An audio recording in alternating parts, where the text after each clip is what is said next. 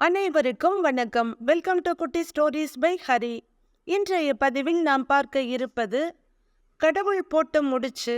இந்த தண்டனை எனக்கா உனக்கா? தன் தங்கைக்காக கோடீஸ்வரனான அஸ்வினை வேறு வழியின்றி திருமணம் செய்து கொண்டாள் ராஜி. பழி வாங்க வேண்டும் என்ற ஒரே நோக்கத்துடன் ராஜியை திருமணம் செய்து கொண்டான் அஸ்வின். அண்ணன் தம்பிகளான அஸ்வின், அனிருத் இருவரும் அக்கா தங்கையான ராஜி மற்றும் மகியை திருமணம் செய்திருந்தனர். வீட்டுக்கு வந்த முதல் நொடியிலிருந்தே ராஜியை எல்லா வழியிலும் அவமானப்படுத்த தொடங்கினான் அவள் கணவன் அஸ்வின். ஒரே நாளில் சிறிது நேர இடைவெளியில் இன்று காலைதான் அவர்கள் திருமணம் முடிந்திருந்தது. 2 ஜோடிகளுக்கும் வீட்டில் முதலிரவுக்கு ஏற்பாடு செய்திருந்தனர். கையில் பால் செம்புடன் தத்தம் கணவரின் அறைக்குள் நுழைந்தனர் இருவரும். அத்தியாயம் 4. தன் காதல் கணவன் தன்னை எதிர்கொண்டு அழைத்துச் செல்வான் என்று எதிர்பார்ப்புடன் கதவின் அருகிலேயே நின்ற மகிக்கு ஏமாற்றம்தான் மிஞ்சியது. அவன் வரவும் இல்லை, அவளை எதிர்கொண்டு அழைத்துச் செல்லவும் இல்லை. சற்று நேரம் காத்து இருந்தவள் பக்கத்தில் இருந்த ட்ரெஸ்ஸிங் டேபிளின் மேல் பால் செம்பை வைத்துவிட்டு அடுத்த அறை பால்கனி என்று அவனை தேடினாள். பால்கனியின் ஒரு ஓரத்தில் அவன் வீடியோ காலில் யாரிடமோ பேசிக்கொண்டிருப்பது தெரிந்தது. ஸ்கிரீனில் ஒரு பெண்ணின் முகம் இருப்பது போல தெரிந்தது மகிக்கு. அது யார் என்று தெரிந்து கொள்ளும் ஆவலில் சத்தமில்லாமல் அனிருத்தை நெருங்கினாள் மகி. பிரீத்தி என்று சொல்லிக்கொண்டிருந்த அனிருத் சட்டென்று அரவம் கேட்டு திரும்ப மகி பக்கத்தில் நெருங்கி கொண்டிருந்தாள். மகியை அங்கு எதிர்பார்க்காததால் அவனுடைய முகம் சற்று மாறிப்போனது. தன்னை சமாளித்து கொண்டவன், என்ன மகி, அதுக்குள்ள உன்னை அனுப்பிட்டாங்களா? நான் ஏதோ உனக்கு மேக்கப் எல்லாம் போட்டு அனுப்புறதுக்குள்ள பாதி ராத்திரி ஆயிடும்னு நினைச்சேனே என்றான் விளையாட்டாக. ஆனால் அவன் விளையாட்டை ரசிக்கும் மனநிலையில் மகி இல்லை. ஃபோன்ல யாரு? யாரோ பொண்ணு மாதிரி தெரிஞ்சதே. மகி கேட்க ஒரு நிமிடம் தடுமாறி போனான் அனிருத். ஓ, அவளா? அவ என்னோட ஃப்ரெண்டு. ஃப்ரெண்டுனா எப்படி? மகி கேட்க சில நிமிடங்கள் எப்படி சொல்வது என்று தெரியவில்லை அனிருத்துக்கு. அந்த சில நிமிட மௌனமே மகியின் மனதுக்கு போதுமானதாக இருந்தது பல கற்பனைகளை உருவாக்க. அவ பேர் பிரீத்தி, அவளும் இந்தியாதான். நானும் அவளும் யூஎஸ்ல படிக்கிறப்போ க்ளோஸ் ஃப்ரெண்டா இருந்தோம். நான் ஸ்டடீஸ் முடிச்ச உடனே இங்கே வந்துட்டேன். பட் பிரீத்தி ஜாபை பார்த்துக்கிட்டு அங்கேயே இருக்கா என்றான் அனிருத். க்ளோஸ் ஃப்ரெண்டுன்னு சொன்னீங்க, தட் மீன்ஸ் எவ்வளவு க்ளோஸ் 2 பேரும் என்றாள் மகி. இதோ பாரு மகி, நீ என்னோட வைஃப். உங்ககிட்ட நான் எதையும் மறைக்க விரும்பல. பிரீத்தி என்னோட எக்ஸ் கேர்ள் ஃப்ரெண்ட். அவளும் நானும் யூஎஸ்ல இருக்கப்ப டேட் பண்ணிக்கிட்டு இருந்தோம். 2 பேரும் கல்யாணம் பண்ணிக்கிறதா கூட இருந்தோம். பெருசா 2 பக்கமும் எதிர்ப்பு கூட இருக்காது. ஏன்னா கிட்டத்தட்ட எங்கள் ஃபேமிலி மாதிரி தான் அவங்க ஃபேமிலியும். அவங்க வீட்டுக்கு ஒரே பொண்ணு. ஆனால் அவளுக்கு இந்தியாவுக்கு வர்றதுக்கு விருப்பம் இல்லை. அவங்க பேரண்ட்ஸும் அவளுக்காக யூஎஸ்ல செட்டில் ஆக ரெடியாக இருக்காங்க. அதனால் நாமும் கல்யாணம் பண்ணிக்கிட்டு அங்கேயே செட்டில் ஆகிடலாம்னு பிரீத்தி என்னை கம்பல் பண்ணினா. நான் ஸ்டடீஸ்க்காக மட்டும்தான் யூஎஸ் போனேன். மற்றபடி என் ஃபேமிலியை பிரிஞ்சு இருக்கிற ஐடியாலாம் எனக்கு சுத்தமாக கிடையாது. எனக்கு என்னோட அண்ணா, அம்மா, அப்பா, தாத்தா, பாட்டி எல்லார் கூடயும் இருக்கணும். ஜஸ்ட் படிக்கிறதுக்காக மட்டும்தான் நான் ஃபாரின் போனேன். நாம் 2 பேரும் இந்தியாவுக்கு போகலாம், கல்யாணம் பண்ணிக்கலாம், எங்கள் ஃபேமிலி கூட சந்தோஷமாக இருக்கலாம்னு நான் சொன்னதை அவள் ஏற்றுக்கல. என் ஸ்டடீஸ் முடிஞ்சு நான் கிளம்ப முடிவெடுத்தப்போ கடைசியாக நான் அவகிட்ட கேட்டேன். என்னோட ஐடியாவை ரிஜெக்ட் பண்ணிட்டா. நானா ஸ்டேட்ஸான்னு வந்தப்போ அவள் அமெரிக்கா தான் முக்கியம்னு முடிவு பண்ணிட்டா. ஸோ அதுக்கு மேலே நான் என்ன பண்ண முடியும் சொல்லு? நான் கிளம்பி வந்துட்டேன். இது நடந்து சரியாக 2 வருஷம் ஆச்சு. அதுக்கப்புறம் எப்போவாவது ஃபோன் பண்ணுவா. என்னோட ஐடியாவில் ஏதாவது சேஞ்சஸ் இருக்கான்னு கேட்பா. என்னோட ஆன்சர் எப்போவுமே நோ தான். நம்ம மேரேஜில் நடந்ததெல்லாம் ஸ்டேட்டஸில் வச்சுருந்தேன். அதை பார்த்துட்டு கால் பண்ணி இருந்தா. அவ்வளவுதான், வேறு எதுவுமே இல்லை என்றவன் கையை விரித்து கொண்டு ஆசையாக அவளிடம் வந்தான். பட்டென்று கையை தட்டிவிட்டாள் மகி. அப்படின்னா ஆல்ரெடி நீங்கள் ஒரு பொண்ணை லவ் பண்ணி இருக்கீங்க, டேட்டிங் பண்ணி இருக்கீங்க. இதையெல்லாம் ஏன் கல்யாணத்துக்கு முன்னாடி என்கிட்ட சொல்லலை என்று கோபமாக கேட்டாள் மகி. மகி, இதை சொல்றதால எந்த ஒரு உபயோகமும் இல்லை. எங்க 2 பேருக்கும் பிரேக்கப் ஆயிருச்சு. அதை நாங்களே ஒத்துக்கிட்டு விட்டுட்டோம். இப்ப கூட எனக்கு விஷ் பண்றதுக்கு தான் கூப்பிட்டு இருக்கா. எங்க 2 பேருக்கும் நடுப்புல வேற எதுவுமே இல்ல. அதனால இத பத்தி சொல்றதுக்கு ஒண்ணும் இல்ல என்றான் அனிருத். ஒண்ணுமில்லன்னா எப்படி? நான் நம்பணுமா? ஃபாரின்ல இருந்திருக்கீங்க. 2 பேரும் டேட்டிங் பண்ணி இருக்கீங்க. கல்யாணம் எல்லாம் பண்ற அளவுக்கு பிளான் பண்ணி இருக்கீங்க. அப்போ உங்க 2 பேருக்குள்ள எல்லாம் முடிஞ்சிருச்சா? அப்படின்னா இது உங்களுக்கு ஃபர்ஸ்ட் நைட் இல்லையா? அப்படிதானே? மகி சாதாரணமாக கேட்க துடித்து போனான் அனிருத். மகி, உனக்கு கொஞ்சமாவது அறிவு இருந்தா இப்படி கேட்டிருப்பியா? லவ் பண்றது, டேட்டிங் பண்றது இதெல்லாம் ஒருத்தர் புரிஞ்சிக்கிறதுக்கு தான். அது ஒரு ஃப்ரெண்ட்ஷிப் மாதிரி தான். லவ் பண்ணினாலே வேற மாதிரி நினைக்கிறது ரொம்ப தப்பு. இன்னைக்கு தான் நம்ம வாழ்க்கையை ஆரம்பிக்க போறோம். 2 பேருக்குள்ளேயும் எந்த ஒளிவு மறைவு இருக்க வேண்டாம் என்று தான் நான் நடந்தது எல்லாத்தையும் சொன்னேன். ஆனா நீ என்னை எப்படி என் கேரக்டர் மேல சந்தேகப்பட்டு இப்படி ஒரு கேள்வி கேட்கலாம்? கோபத்தில் ஆரம்பித்து வருத்தத்தில் முடித்தான் அனிருத். ஏ, நான் கேட்டதுல என்ன தப்பு? ஃபாரின்ல இருந்திருக்கீங்க, நிறைய நாள் தனியா இருந்திருப்பீங்க. அங்க உங்களுக்கு எந்த தடையும் இருந்திருக்காது. மகி பேசிக்கொண்டே போக அனிருத்துக்கு பயங்கரமாக கோபம் வந்தது. இதோ பாரு மகி, உன்னோட எண்ணங்கள் ரொம்ப தப்பா இருக்கு. தனியா இருந்தா தப்பு பண்ணிடலாமா? ஒன்று தெரிஞ்சுக்கோ, யாரும் எப்பவுமே தனி கிடையாது. நாம எந்த இடத்துல இருந்தாலும் கடவுளோட பார்வையில தான் இருக்கோம்னு எப்பவும் எங்க அம்மா சொல்லுவாங்க.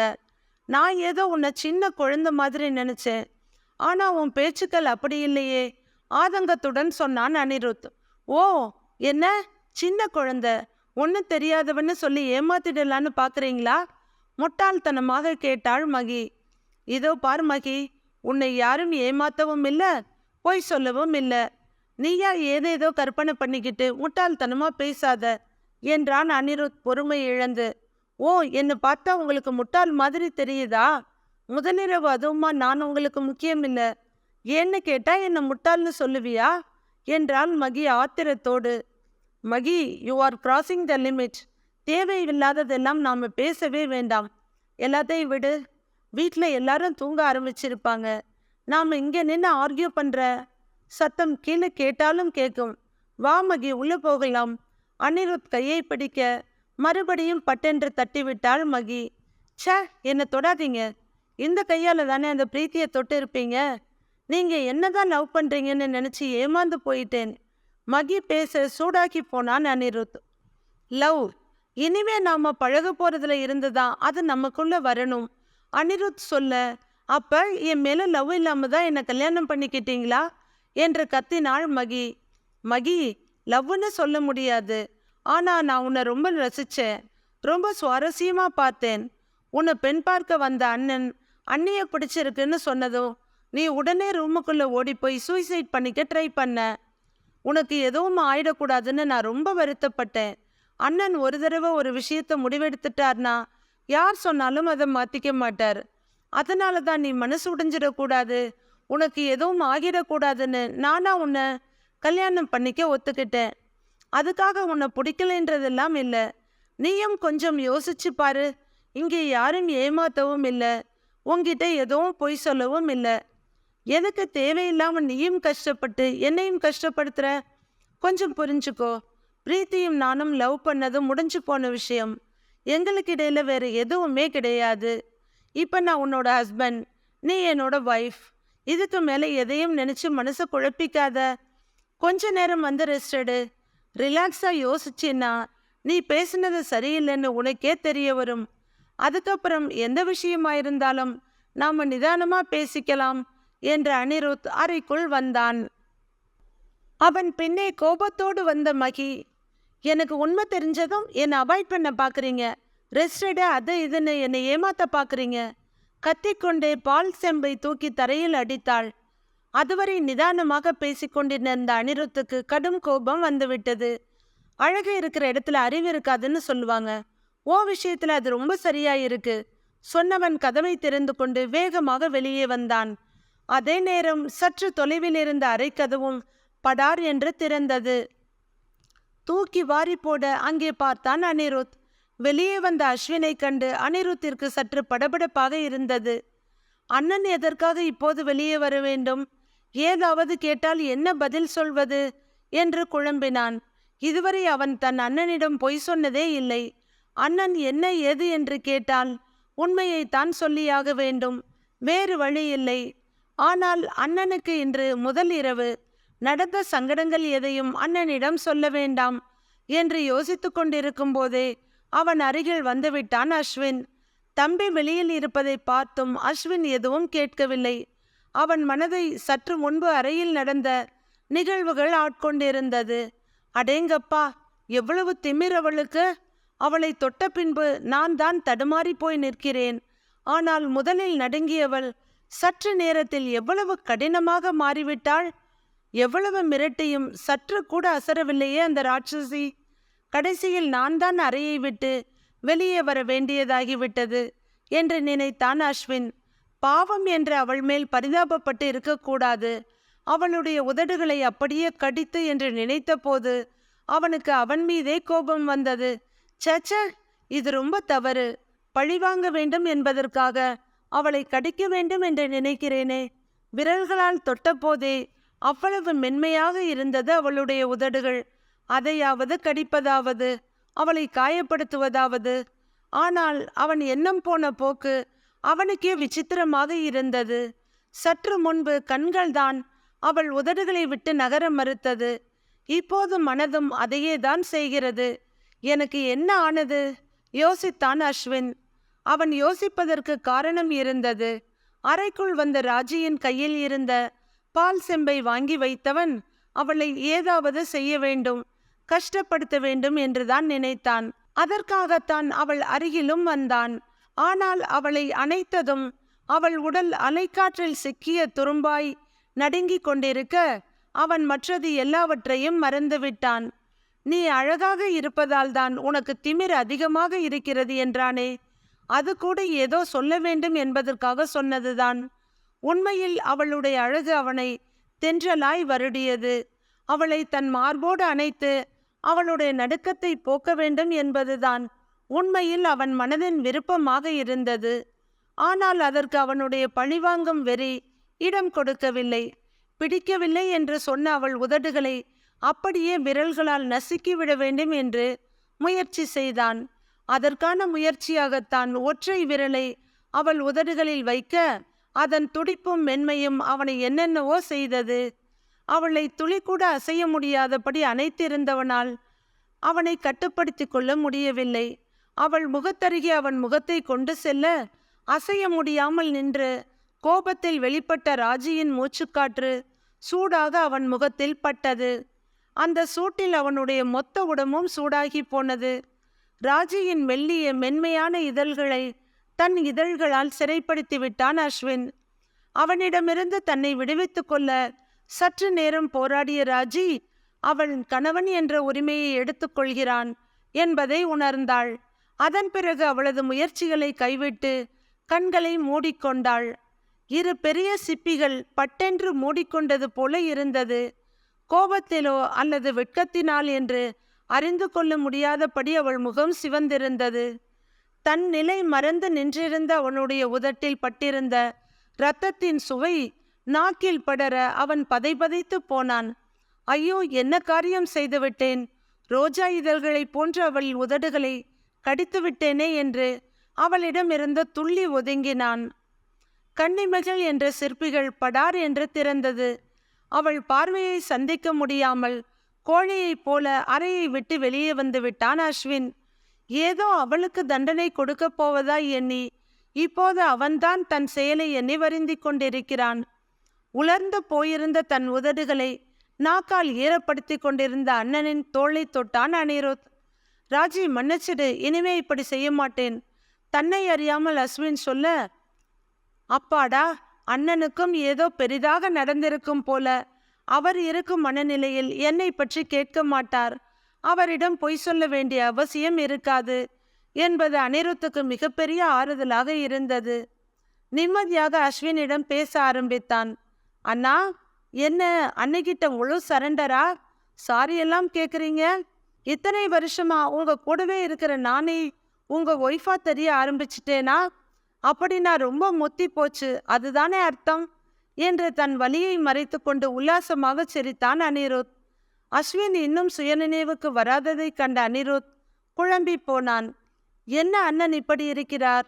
எதற்காகவும் இவ்வளவு யோசிக்க மாட்டாரே என்று நினைத்தவன் மறுபடியும் அண்ணா என்று அழைத்து அஸ்வினின் கையை பிடித்து இழுத்தான்.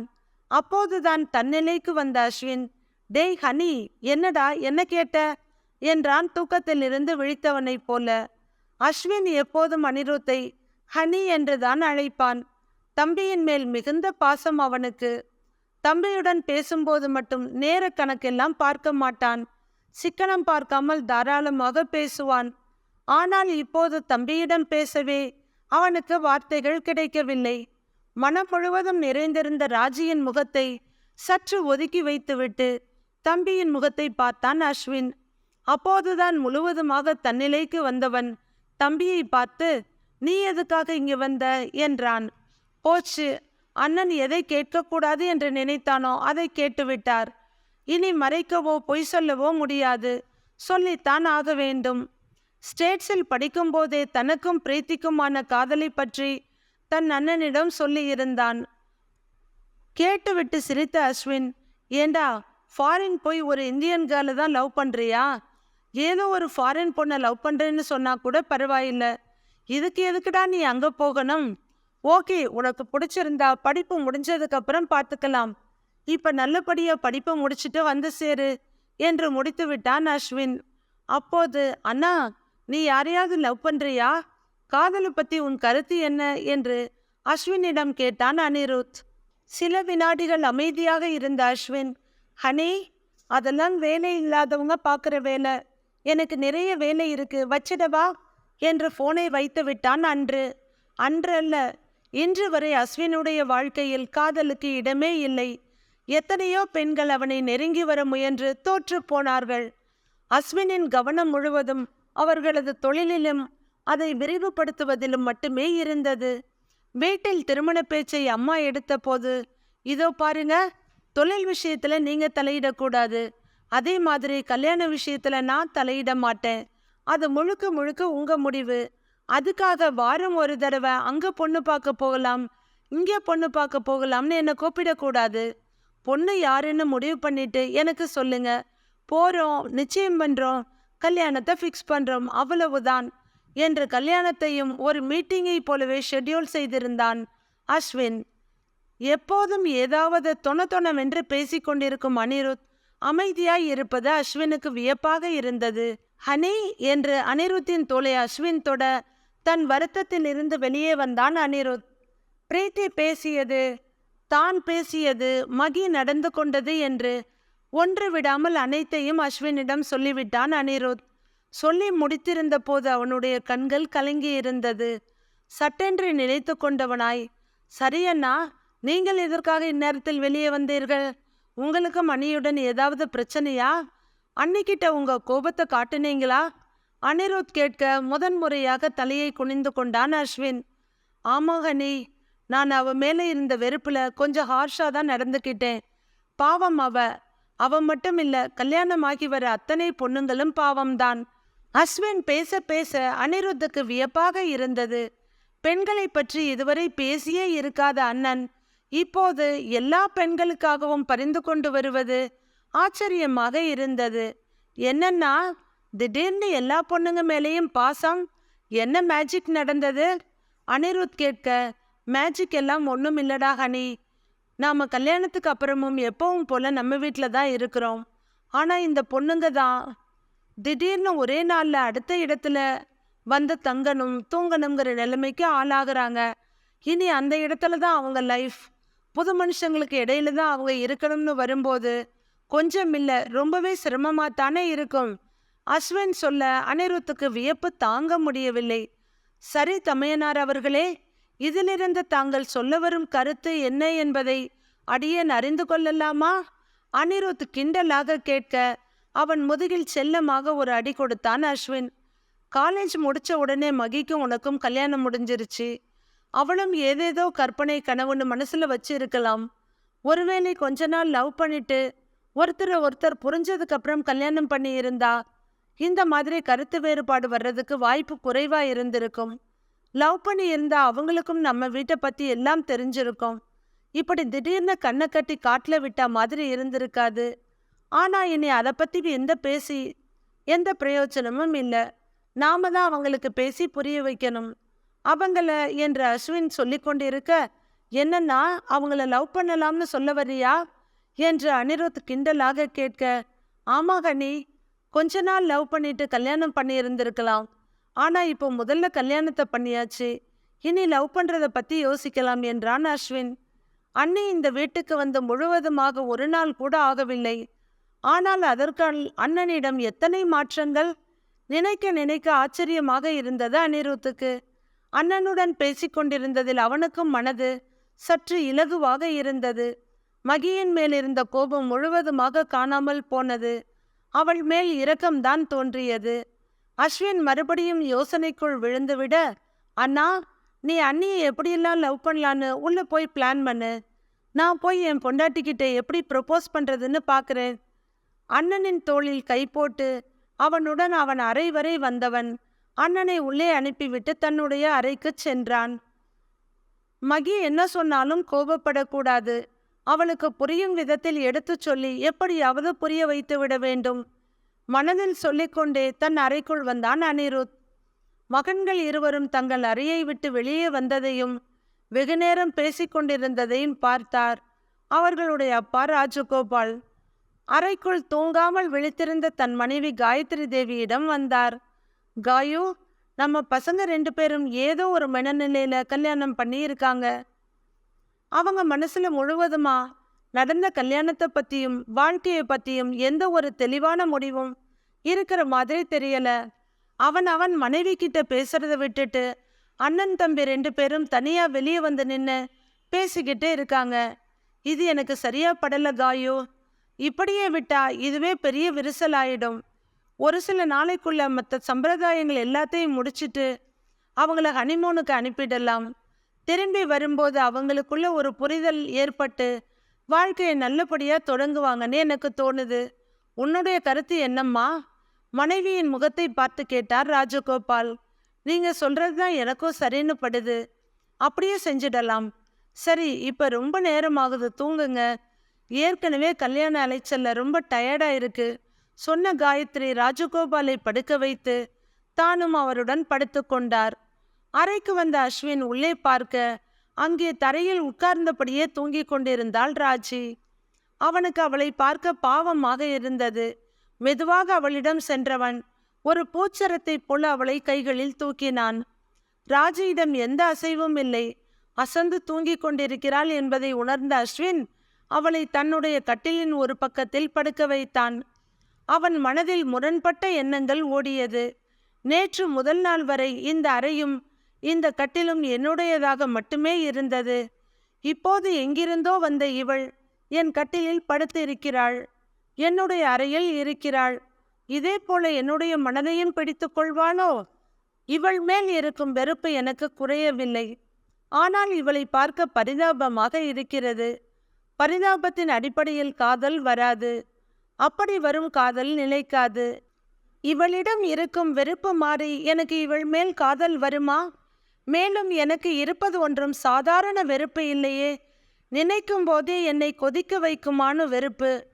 பண்பாடு காரணமாக இவள் உதட்டை காயப்படுத்தியது எனக்கு வலியை தருகிறது. ஆனால் வேறு எந்த உணர்வும் வரவில்லையே.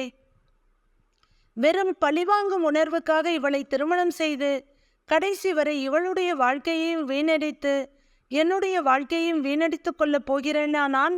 இந்த திருமண விஷயத்தில் நான் செய்தது சரியா இல்லை தவறா? ஏகப்பட்ட கேள்விகள் மனதில் தோன்ற குழப்பத்துடன் தூங்கிக் கொண்டிருக்கும் ராஜியின் முகத்தையே பார்த்து கொண்டிருந்தான் அஸ்வின். ஆனால் அனிருத்தின் அறையில் நிலைமை முற்றிலும் வேறாக இருந்தது. அங்கே கட்டிலில் முழு இடத்திலும் கை கால்களை பரப்பிக்கொண்டு வேறு யாருக்கும் இடம் தர மாட்டேன் என்பது போல மகி படுத்திருந்தாள். அவள் விழிகள் கொட்ட கொட்ட திறந்திருந்தது. மெல்லிய புன்னகையுடன் உள்ளே நுழைந்த அனிருத்தை பார்த்தவள் முகத்தை திருப்பிக் கொண்டாள். மகியின் பாராமுகத்தை கண்டுகொள்ளாத அனிருத் அவள் அருகில் வந்து அமர்ந்தான். அவள் கையை இதமாக எடுத்து தன் கைகளுக்குள் வைத்து மூடிக்கொண்டான். இதன் தொடர்ச்சி அத்தியாயம் 5 வரும் வெள்ளிக்கிழமை அன்று உங்களை வந்தடையும். நன்றி.